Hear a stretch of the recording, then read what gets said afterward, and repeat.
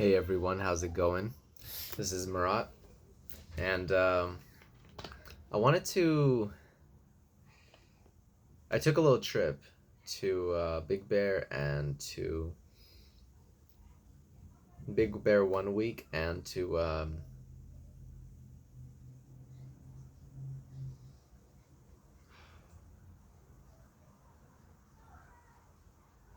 feel like I need to slow down a little bit. I've been getting a little caught up in the kind of rushing into things. Even now, I'm like, I need to make a video so I could feel like I'm doing something, but maybe that's not what's needed right now. Yeah, I'm kind of at a low point at the moment, just sort of struggling a little bit. It's weird, like I tend to become very I tend to get really easily affected by outside circumstances. So if I'm doing things, if I'm continuing on the path that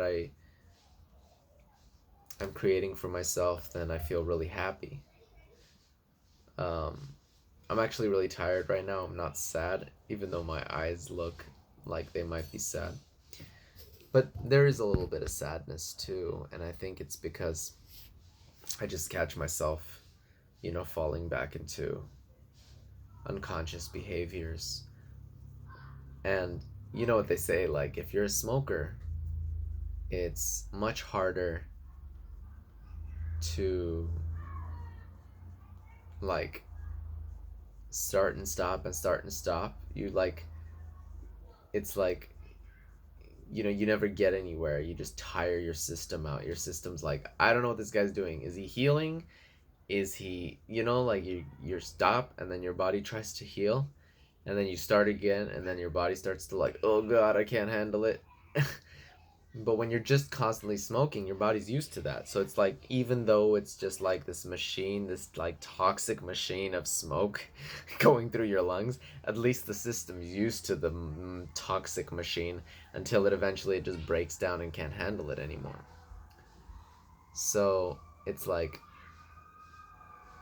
it's really that's why on the journey of, let's say, spiritual awakening, they say once you start, you it's really important that you go all the way, because if you don't, it ends up being really, really tough on the mind. It ends up being like really challenging, because when you don't go all the way, your mind tends to just come back like twice as strong, 10 times as strong, more egocentric, more ego-centered, more thoughts, more anger, just everything becomes 10 times worse.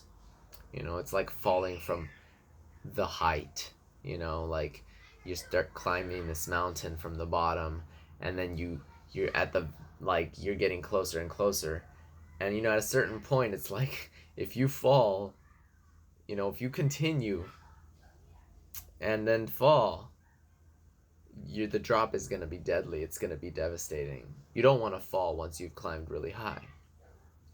If you slip and stuff, it's not a big deal, but if you fall, if you don't make it and you just end up falling, I don't know what's going to happen. You either go crazy or you become like I don't know, I have no idea.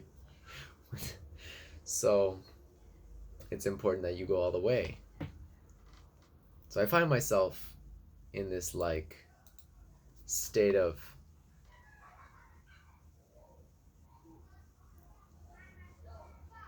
duality where I'm constantly battling, like, getting excited and moving forward with something, but then really quickly, before I rise to any heights, pausing, because there's a fear of, oh, if I go further,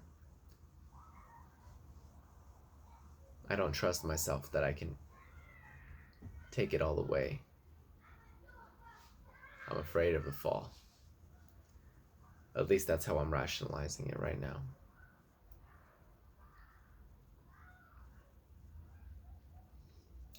So that's my thought process at the moment.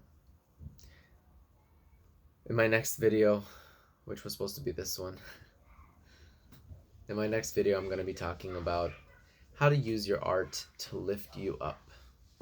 And I'm going to be doing this for myself, because whenever it's going to happen, and on the journey of being human, you end up slipping up, falling into routines, falling into habitual states. And when you catch yourself falling into a habit, becoming a computer, becoming an automaton, then you want to lift yourself out of it, drown yourself out of it, whatever it takes, right? Drown yourself with life essence. Let's speak on some positive things that I've been doing, so I'm not just focused on the negative, right? And again, the negatives and the positives, right? I need to know, I need to realize that they are a part of the picture. They are one organic unity. But it's difficult because it's so easy to just choose, like, oh yeah, I don't want the negative moments, I only want the positive moments. Why can't I have more positive moments? It's like, well, positive moments come when the proper steps are taken. So until you take a proper step, and another, and another, and another, and another, and on and on and on, until you take many, many proper steps, the positive benefits are not so dramatic. They're mild. So it's important for me, to slow down and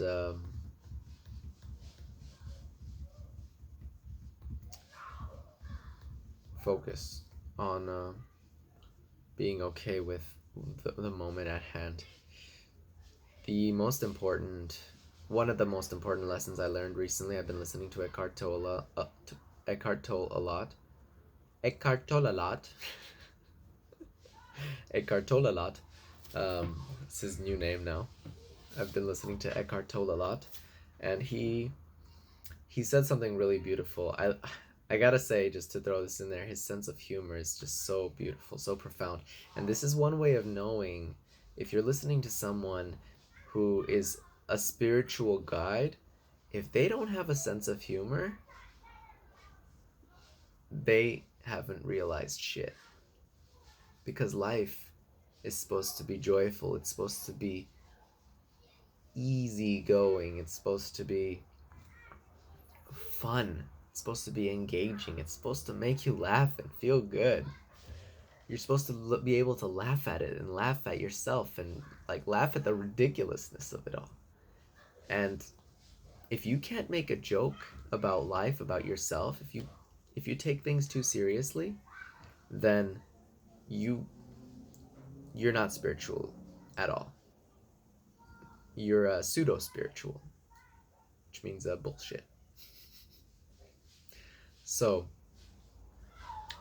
he says one important criteria to advance yourself in the spiritual process is to realize, is to stop thinking that, let me use the words he uses, to not devalue your current, the now, the moment you're in, to not devalue that and think it's less important. Let's say you're doing something mundane, like just talking on a video right now, and trying to rush through it. So you devalue the situation and don't give it your full attention, because I'm just washing dishes. This isn't that important. I need to get to the next phase. And you overvalue the future, the next moment. So you're constantly trying to run from this moment to the future moment where there's going to be something more valuable. And we do this at a micro and a macro scale. So we do this with small tasks and large tasks. But at the end of the day, what he's explaining, which is really profound, is that in doing this, we train our mind. Our mind likes to think that there's something to get. There's always something better. Trying to reach something like constant. That's the rat race, and it undervalues the moment it's in always, and overvalues the next moment. And it's a trap. It's a cycle, and it never ends. No matter how valuable you think the next moment's gonna be, even if it's something like marriage or the Nobel Prize, or your first time making love to the most amazing person you've ever been with, that moment's gonna happen, it's gonna finish, and then you're gonna be sitting there and wondering, well, that was cool, but what's next? Now what? Right? Like, you're always gonna be wondering, now what? What's the next awesome moment that I have to. And the problem with this way of experiencing life is that you're never satisfied. You're never fully present, fully engaged. Maybe for a split second that moment comes, but the problem is you've been so busy trying to get to the next moment that even when that wonderful moment comes, your mind doesn't even know how to just settle and enjoy it. It's so used to waiting for the next moment that it won't know how to enjoy the moment when it comes, because every moment is here. And so he's trying to show us a really important thing, and that is, stop looking for I'll be happy when. There is no when. It's be drop your thoughts about everything now. Just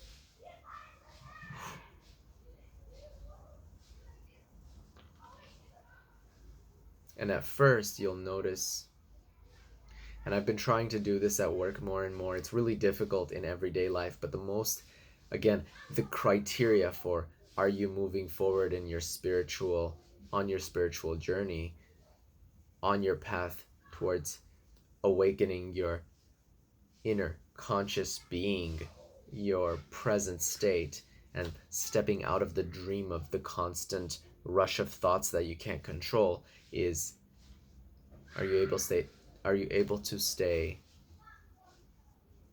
present without any commentary, without any background thinking, just your presence, fully engaged in that moment, in this moment, enjoying every single, let's say, word that I'm saying and putting my full effort into it? Can I do that? Can I let go of the peripheral and the inner chatter? If I can do that, if you can do that, then that's when you are being truly and authentically yourself, and things becomes more effortless, because you're tuned in to that inner state of infinite presence, infinite knowledge, infinite potential.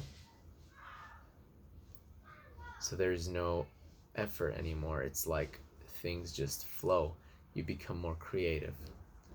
So because I'm honing into that right now, I feel like it's easier to talk to you, to the camera.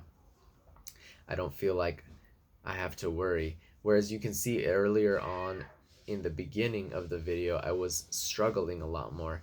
You saw me become flustered. But as as the video continued, as I started to get into a flow and feel more in tune with my state of presence, things started flowing a little better. So it was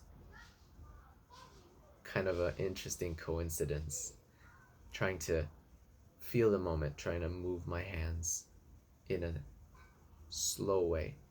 Slowing down is really, really helpful for becoming present, because there's nowhere to go. Just, we are here now, and we're gonna enjoy this moment. We're gonna milk the moment. We're not gonna rush to the next moment. We're gonna sink into reality, sink into the moment. Enjoy the moment. Even if it's a moment that generally you see as negative, right?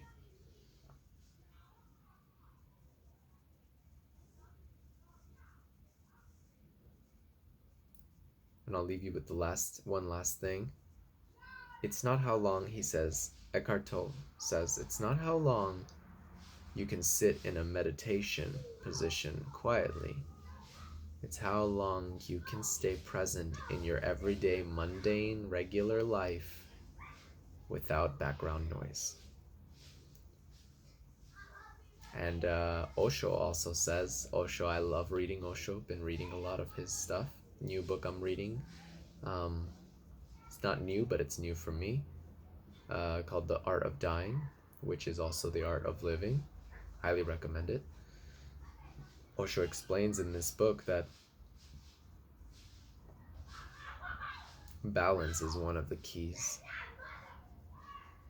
Balance and humor, joy.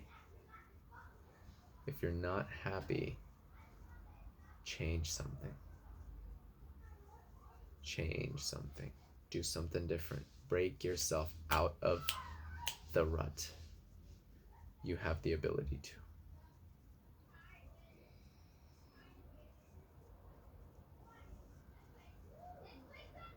All right. Thank you for listening. And I'll talk to you guys in the next episode. Keep on living and loving and leveling up.